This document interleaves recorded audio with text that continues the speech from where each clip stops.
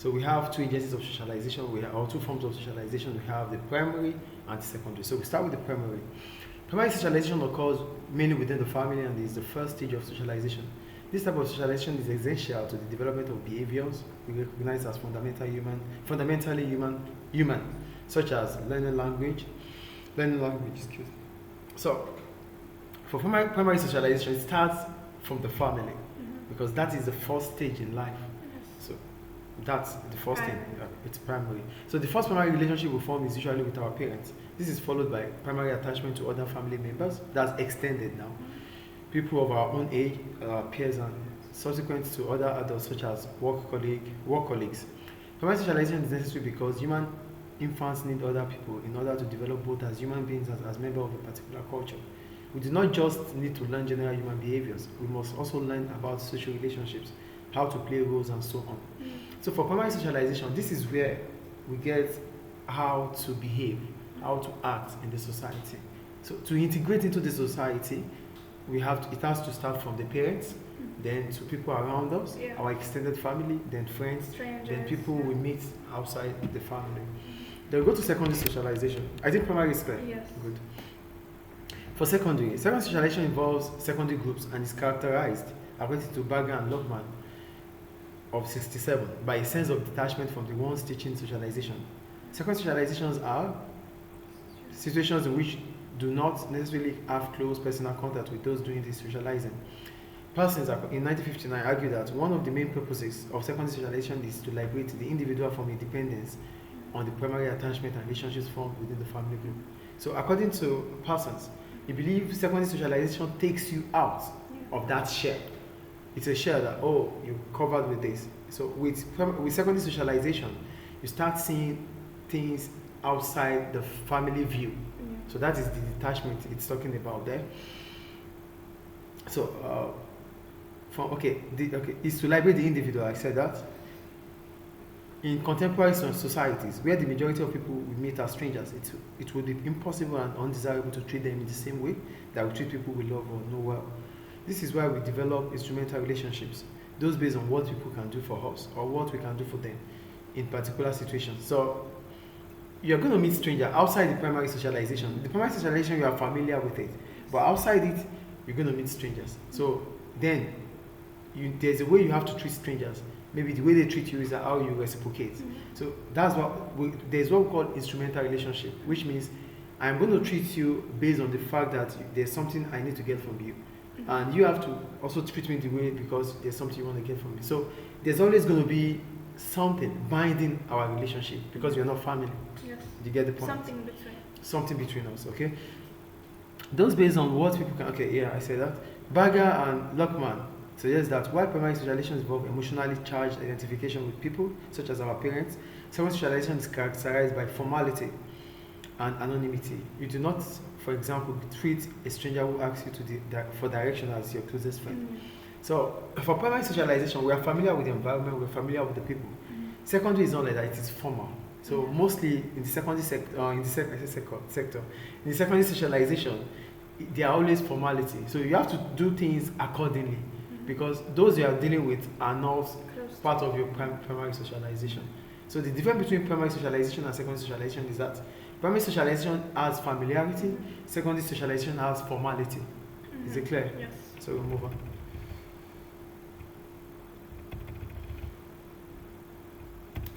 Go to social control.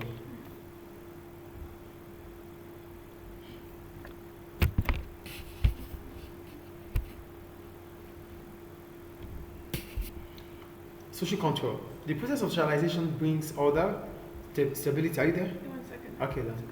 Okay. Okay.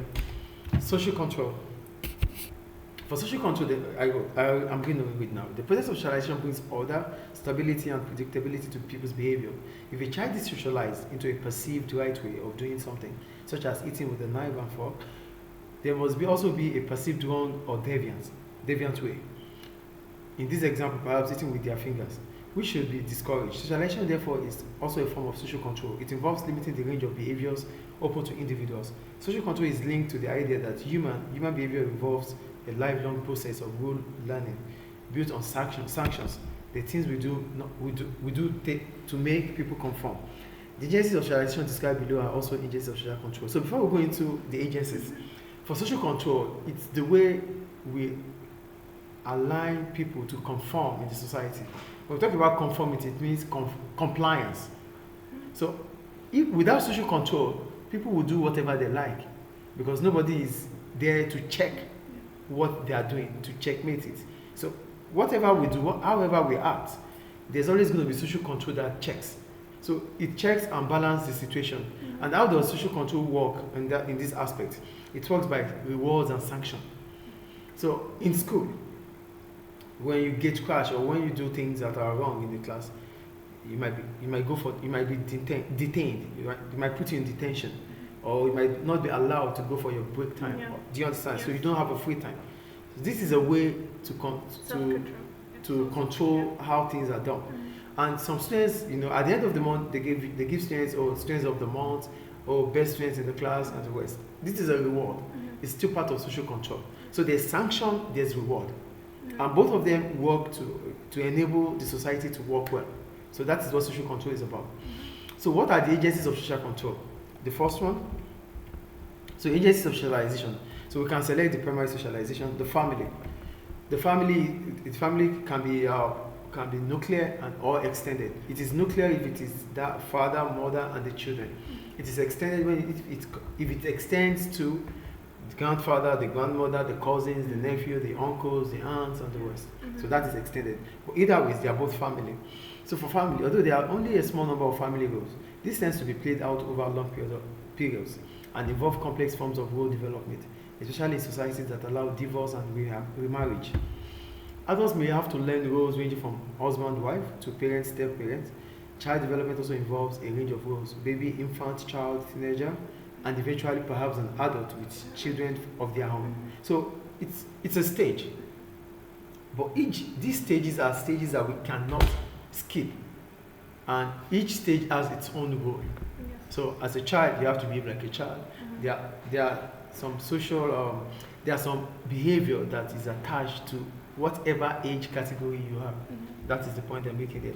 So the ability to develop roles within the context of a group, mainly governed by relationships based on love, responsibility, and duty, means that we can make mistakes and learn lessons as we go without causing too much harm. Reader refers to parents as significant others. They shape both our basic values, such as how to address adults, and how moral values, for example, our understanding of the difference between right and wrong, that's moral. Basic norms such as how to address family members, like your mom, like your dad, when, where, and how to eat and sleep, and definitions of acceptable behavior and normally thoughts within the family. Sanctions are mainly informal, with positive sanctions involving things such as, before we go to the types of sanctions we have, it's still about the family. In the family, we will be taught how to address our parents, how to address our colleagues, how to address a family member. So these things are charity. It starts from home. So these are all what the family will do. Though the family might, the dad, your mom they might sanction you, they might tell you, or they might punish you for certain things. Though if this happens, it is informal because they are not in a formal setting. It's not aligned with any law. There's no formality. Yeah. So whatever they do is still informal. It's not formal. So that is what you need to understand. So how do parents try to correct or control us? One, facial expression. Back in the days, like when I was younger, my mom does not need to talk. She only look at me, and that facial expression says it all. Yeah. So if she wants me to continue it, I would know. But if that face changes, I know it is to stop. Yes. So that's facial expression. It's informal, but it is part of family socialization. Yes. Verbal approval, like or reinforcement. Oh, good boy, good girl. Physical rewards such as gifts. We talked about that already. Gifts, they are part of how to conform. So negative sanctions are similarly wide-ranging, from showing disapproval through language, such as shouting, to physical punishment. For functionalists, they often see primary socialization as one-way process that passes from adults to children. However, socialization involves more than an unquestioning acceptance of the behavior we learn within the family group. Although children are socialized by being encouraged to copy behavior, they are also actively involved in negotiating their socializations. For example, children do not always obey their parents. They may even choose not to obey as part of a test of the limits of social control. Children may also receive different socialization messages. A relative may reward behavior that a parent would punish. Children have to learn that the same behavior may receive different reactions from different people in different situations. Faced with a new situation, they need to be able to judge what the reactions are likely to be. So the point is, as we have rewards for the great things we do, there is also sanction. That is the point. But according to functionalists, they believe primary socialization is one-way thing. Why? Because it does not expose us to the secondary side. So for functionalists, they believe the role of primary socialization ends at home. The child or the children must understand that there's also outside of the world, outside the home, that they need to integrate to and they need to understand and learn from before the society can function well. So according to functionalists, so it is primary socialization needs secondary socialization. Yeah, it needs outside the home. It needs outside home too. So that's about that. And also, based on functionalists, they believe people have different reactions to different situations. So we should understand that what you do to me that get me angry, you might do it to someone else that he or she would even reward you for it. Yes. Do you understand? So it means we should always understand that people will have different reactions towards the same actions. So that's about functionalists and family. Any question about that? Good. So we'll go to the peers now. For peers, peer group are made up of people of a similar, for peer group. Peer group are made up of people of similar age, for example, teenagers. They can be considered as primary agencies of socialization because we usually choose friends of a similar age, and personal interaction with them influences our behavior. From how we dress and talk to the things we love or hate. Peer groups can also be secondary agencies because they may be used as a reference group. According to Hughes in 2002, because the models we use for appraising and shaping our attitude, feelings, and actions. In the recent past, this has included youth subculture. When we talk about subculture, it is culture inside the culture. And youth subculture is an example. There is the group, but in that group, we might have youth subculture.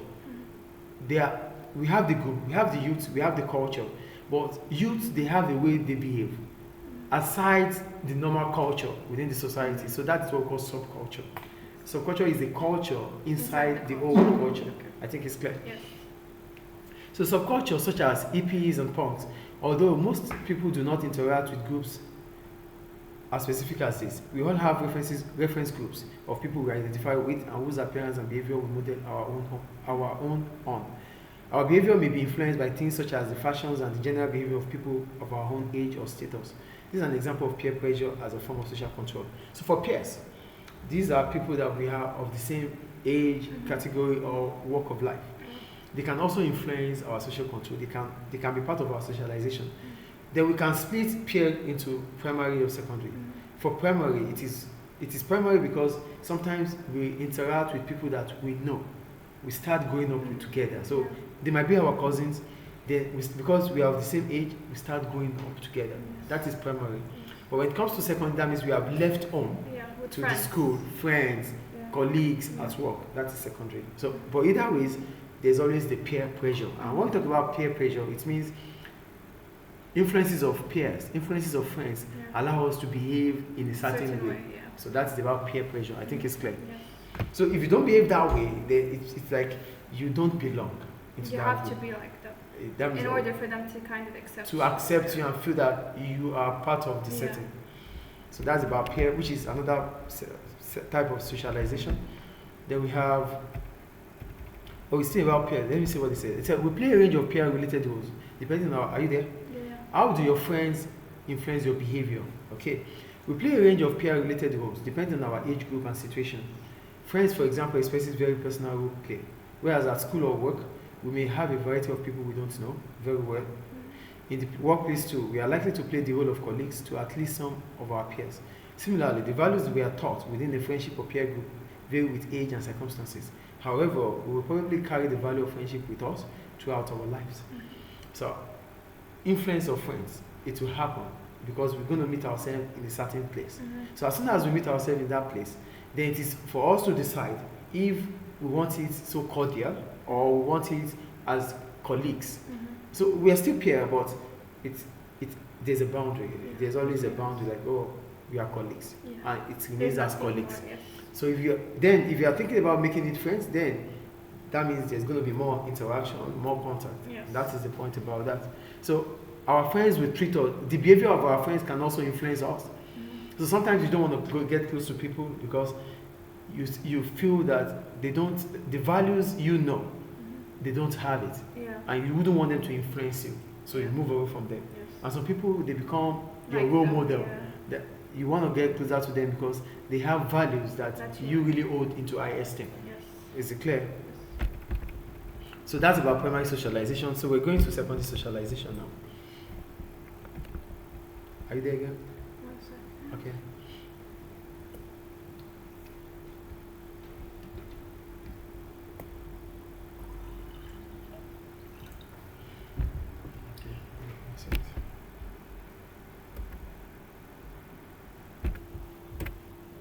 Secondary socialization.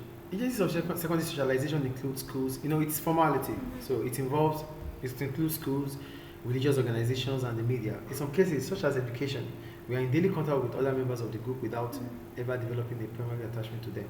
In other examples, such as admiring a particular actor or musician, we may never meet the rest of the group, yet we might be influenced by their behavior in several ways.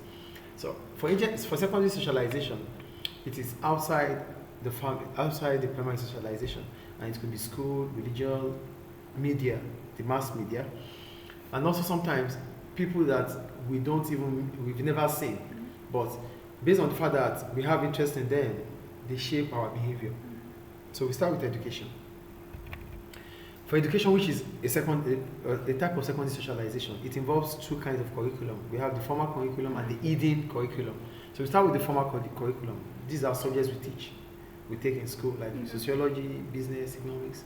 These are normal subjects. Okay. And the skills and knowledge we develop through our teachers or through the school administration. These are formal curriculum.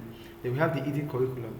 For hidden curriculum, these are things we learn based on experience, and they are not subjects. They are not what teachers will teach us, but they are part of how we behave, our moral aspects. So let me read it anyway. A hidden curriculum, the things we learn from the experience of attending school, such as how to deal with strangers, listen to adult authority, and have respect for the system. So these are moral aspects of it. It is not like subjects that we read, but they are things that we have to do. Yes. So school is also a place where we learn to limit our individual desires, to think about the needs of others rather than our own. School may be one of the first times that children are separated from their parents for any length of time. It provides both opportunities to demonstrate talents to a wider non-family audience and challenges the need to learn. For example, how to deal with people who are not familiar with authority, figures such as teachers. The school might be the first place a child the first place to go for a child after leaving his or her parents, that he or she will be able to stay for a longer period of time. That's school. And in school, you will learn how to behave in a formal way, because you have to deal with people that are not your parents, people that are not from your family. So not only the school authority, the teachers are there, and also your colleagues. So the way you have to behave with them must be different from the way you are behaving at home. Yes. That's the point they are making there. So we'll go down.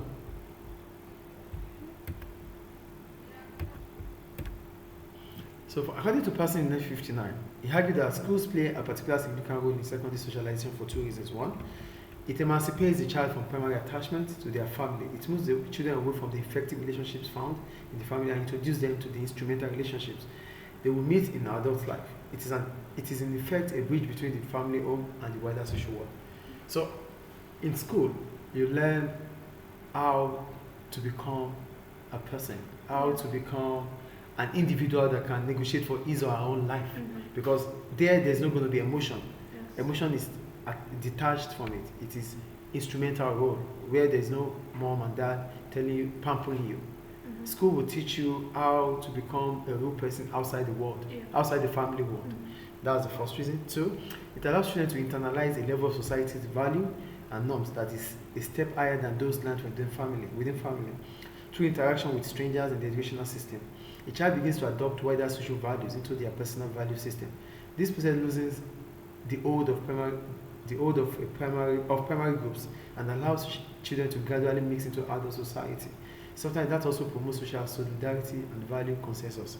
When we talk about consensus, it means we have disagreements, we have differences, but at least we are coming to an agreement despite our differences. Mm-hmm. That is what consensus is about. Okay. Do you understand consensus? Yes. Okay. So the other reason why we need secondary socialization is that we cannot understand how the society works if we are still attached to the family. We need to be detached from the family, because when we are able to be detached from the family, we learn things that how society should be. Mm-hmm. So we start learning conformity, we start learning that, for every actions of all ours, there is always a consequence. Mm-hmm. The secondary socialization will teach us that. Yeah. And this will start from the school. So that's why we have rules, that's why you go for assembly. Teachers will tell you this, you don't do that, you don't do this. Because at home, these things will not happen. Because at home, there's still emotional attachment. Mm-hmm. And parents would not want their child to feel like they are with strangers. Mm-hmm. But outside there, it's strange. So, like any situation, like any institution, schools involve a range of roles, such as teachers and students, which are themselves linked to a range of related roles called a role set. This further extends the idea of cultural relationship because we become fixed into a range of expected behaviors. A student, for example, plays this role in relation to the roles that others are playing in the school environment. Other students in their class, there's a role, mm-hmm. how you behave with them. Students of different ages, there's a way you treat them. There are subject teachers, there are ways you relate with them. Teachers of other subjects, you have to understand. I have my ways, your other teachers have their ways, you have to understand that. School building staff such as caretakers, there's a way you have to relate with them. The administrative staff are staff. Yeah. There's a way you have to relate with them. The parents and guardians, they are part of it, the value system. Mm-hmm. They have their quota. They need to be part of the education too. Mm-hmm. So that's why sometimes we have the Parents-Teacher Association. Mm-hmm. Because the parents have to also be part of secondary socialization. Yes. They have to be informed. They need feedback from school. Yeah. And to get this feedback, we need to be part of the secondary socialization. So, school teach a range of values. This range from the idea that students should work hard to achieve qualifications, to idea about individual competition for academic rewards, teamwork, conformity to authority, not questioning what is being learned and why it is necessary to learn it. The why of a thing. Oh, why? I keep telling myself, you don't ask me why. If I deem it not necessary, I wouldn't even say it at all. So don't even say why. So an assembly may be all about the importance of helping others or why bullying is wrong. But more often, they are present in the way that schools and education are organized. So school is an organized structure, and we have to just align ourselves to those values by conforming. That's the point. In many education systems, for example, one hidden value is that academic ability such as a talent for writing essays is more highly valued than work-related abilities such as bricklaying. Another value is individual achievement. Working with others may be valued in the workplace, but in school may be seen as copying and wrong. Many of these values relate not just to education, but also the wider social world. So, school, there are some things that is not acceptable. Mm-hmm. Though in other secondary socialization, it is possible, it's acceptable. Mm-hmm. Like you imitating people or copying or coming up with teamwork. Mm-hmm. I keep saying, no, I don't want to give assignments to students. Why don't I like giving assignments? When I give assignments to students, they just copy and paste. Mm-hmm. To me, it doesn't show, it doesn't allow me to know what the student knows. Yeah. So, because the effort, there's no effort there. It's just about copying and pasting. So, schools will not allow this. So, teamwork doesn't work in school. But in the work system, in the work life, in the labor market, teamwork is important. Yeah. So, different perception of things. And we have to understand that, they are both secondary socialization. The workplace is secondary socialization. Mm-hmm. The school is secondary socialization, but they teach different things. Mm-hmm. And they accept or encourage different things. Mm-hmm. That's the point they are making there. So for the Marxists, Karl Marx, from a Marxist perspective, Bowles and Ginitz argue that there is a correspondence between school norms and workplace norms. Schools prepare students for adult work by socializing them into values and norms that will make them uncomplaining workers. This correspondence theory is shown through school norms such as Hold on, sorry, please. So, from a Marxist perspective, like I said earlier, for Marx, it says schools prepare students for adult work by socializing them to values and norms that will make them uncomplaining workers. This corresponding theory is shown through school norms such as the daily need for attendance, always being in the place you are supposed to be at certain times, the right of those in authority to give orders that must be obeyed. These ideas are backed up by positive sanctions that include the gaining of grades, qualifications, and prizes, as well as more personal things such as praise and encouragement. On the negative side, schools use punishments, detentions, suspensions, and exclusions. Failure to achieve qualification or gaining a reputation for being unintelligent also functions as negative sanctions. These sanctions prepare children for sanctions at work, from bonuses for good work to the threat of being sacked. So, school, basically, for the Marxists, they believe school should be the place that allows students to be ready for the work life. For the future, yeah. So it means school should teach students about punctuality. Schools should teach children about being on time, being punctual, being moral, and should also encourage them on how good behavior should be. So if school gives reward, it means that is positive sanction. Rewards are positive sanctions. This should encourage them to behave in the right way. And school should also give a negative sanction, like detention, suspension, exclusion, so that they understand that in the work life, they could be kicked out of work if they don't do the right thing. And in the work life, they could be promoted if they do the right thing. So that's about Marxist theory. So mass media, this is another secondary socialization. The media are slightly usually secondary agencies because our relationship with it is impersonal. We are unlikely to meet those doing the socializing. While there is little evidence that the media have a direct long-term effect on behavior, there is a stronger evidence of short-term effects. Advertising, for example, aims to make short-term changes in behavior by encouraging people to try different consumer products. According to Porter, it suggests that these effects include one, imitation such as copying behavior seen on television, desensitization, the idea that constant and repeated experience of something such as violence or poverty gradually lowers our emotional reaction. So this comes with the movies we watch. Sometimes movies that are violent, always violence, could teach the child to be violent. So that's the point they are making about the desensitization. The learning in which we are introduced to new ideas and places. So imitation is we copying those that we think they are our role model. For desensitization, it's like things we see from TV, from screens, could influence our behavior. Then learning, getting new skills, new knowledge, based on places we go to, based on things we see. So either ways, it has positive and negative. So mass media could influence us positively and at the same time negatively. So does repeated experience of images of violence, poverty, or racism reduce our reaction to such issues? Then, like what I said earlier about desensitization, things we see, they might come into our head and we start behaving that way. So what do we do about it? They said there's also some evidence for indirect long-term effects in that people come to accept as natural values or other aspects of social life that are socially constructed. For consumerism, for advertising and much other media content, so takes as natural the active and ever-increasing pursuit of goods and services that define lifestyles and identities in contemporary capitalist society. For we consumers, sometimes what we see through the mass media, TV adverts, influence what we buy. That's another influence there. You might not want to buy, but for the fact that you see the advert might convince you and influence you to buy. That's about consumerism. Then fear. Experience of negative and violent media leads some people to overestimate things such as the extent of crime or their chances of being a victim of terrorism or of a disaster. So fear is also what the media teaches. So through the media, we understand that people with criminal records, you see them. The mass media will tag them, will label them, will see it. Things that are social vices, vandalism, all these things are printed, are stated through the mass media. So that means the media preaches both the negative and the positive aspect of life or society. Then agenda setting. According to Philo in 1982, he argued that the media determines how something will be debated.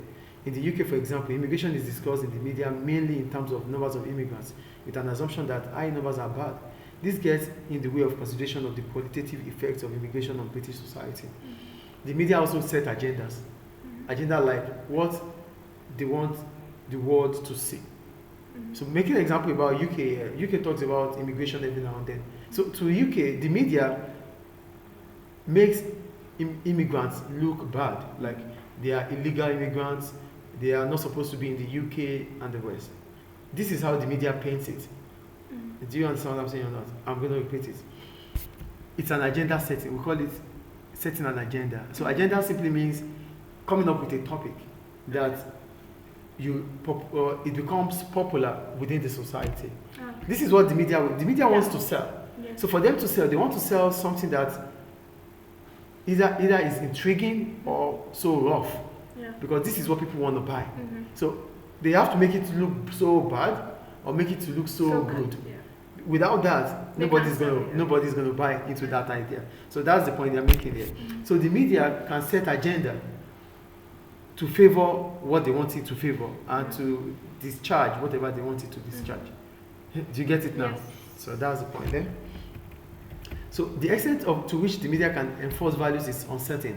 However, the media are undoubtedly influential in supporting or weakening certain values. It has a loud voice in debates over nationality. For example, what it means to be Peruvian or Chinese. It also promotes certain values over others. For example, many English newspapers take an anti-European Union stance. Potter suggests that media influence comes about through a process of habituation. The more people experience certain images and ideas, the more likely it is that they will add them to their personal value systems. In relation to norms, the media have what Durkheim talked about suicide anyway. I don't know, maybe it's going to be here, but Durkheim, suicide, yeah. Okay. For Durkheim, he believes suicide comes out because people do not give listening ear to those that are depressed. So, because they are being so much detached from family, from social group, that is why they feel lonely, and that makes them to commit suicide. Yeah. That is according to Durkheim in 1912. But let's see what he talks about here anyway. For Durkheim, he called the boundary marking function. It promotes acceptable and unacceptable forms of behavior to strengthen perception of expected behaviors. The media may try to preserve particular ways of behaving through campaigns to save the family, for example, but they may also promote changes in behavior, such as campaigns against racism. To strengthen their message, the media use a range of sanctions. For positive sanctions, involve the use of praise, positive pictures, and uncritical features. Negative sanctions might include being pictured in negative posts, critical articles, or behavior being publicly criticized. So according to Durkheim, the media also still influence the society as a whole. So the media, like I said earlier, if the media wants to make you look good, they print it the way it looks good. That is positive sanction. They speak so well about you, they praise you, you're always going to be in the news, you're always going to be there, because they want to sell you. And as soon as the media wants to go against you, they start painting a picture that makes you to look bad in the eyes of the people. So that is the point about media. Yes. And how they influence behavior. Okay. So we'll be right back. Religion, which is another secondary socialization. For religion, whether or not we see ourselves as religious, religion plays a significant role in the general socialization process in many societies, particularly in relation to ceremonial functions such as marriages and funerals. It can also be argued that important moral values, very strong belief about how people should behave, are influenced by religious values. For example, several of the 10 commandments in the Christian religion are reflected in legal systems around the world. The unacceptability of some crimes, such as theft and murder, is emphasized in world religions. So religion, it's another way to socialize, and it has impact in the way we behave. So most of the society we have, the laws made in societies, are part of things that have been extracted from the Holy Book. That is the point they're making there. Do you understand? Yes. So religious values are powerful forces for those who believe. Religion can be regarded as a design for living, a force that provides help and guidance to live a life as God wishes. But religious beliefs and values can also be a source of conflict. between religions, such as history of conflict between Christians and Muslims dating back to the 11th century. Within the same region, Northern Ireland, for example, has experienced major conflict between Protestants and the Catholic Christians over the past 50 years. So religion is a powerful force for those who believe. That means you're so much inclined to it. Mm-hmm. So it governs your way of life. Mm-hmm. For those who really believe. Religion should preach peace. Mm-hmm. But at the same time, religions can also bring about conflicts. Based on different examples they make here, the conflict between Christians and Muslims and other religion groups. Yes. So religion can be peaceful and can also be violent. Yeah. So religious values are frequently displayed through style of dress, such as the Muslim's hijab or turban. Okay, something that indicates both religiosity, a measure of people's commitment to religion, and ethnic identity.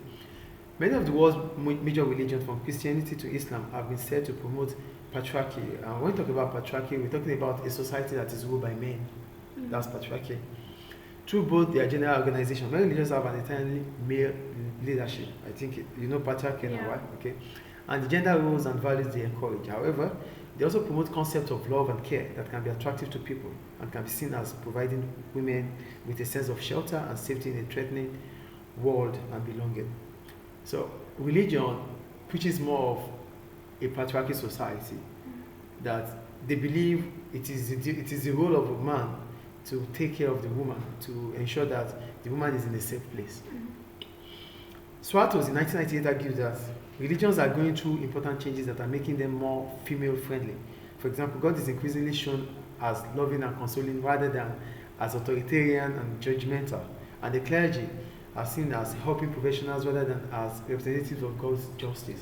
So, according to Swartos, he believes religion now is changing, and it's having that emotional side. Yeah. Like, oh, God is love, God is care. Yeah. So, and this is what it's an expressive role of a woman, emotional care and the rest. Yeah. So, this is what they preach about religion, that religion is peace, religion is caring, religion is love. Yeah. So that means either you're a Muslim or whatever religion you do, you need to love one another. Yeah. So that's what Swartos is talking about there. Then religions apply positive sanctions on their followers in different ways. Hinduism involves a belief in reincarnation. When you die, you are reborn into a new life, based on how well you observe religion laws in your previous life. The reward for good behavior in one lifetime is rebirth into a higher social position. So this is according to Hinduism. They believe there is reincarnation, that as soon as someone dies, if he has good deed or she has good deed, he will be reborn, and he's going to be reborn into a better social position. That is according to them. More wealthier, better, in a better position. Okay. In as much as he died or she died being a good person. That is Hinduism anyway.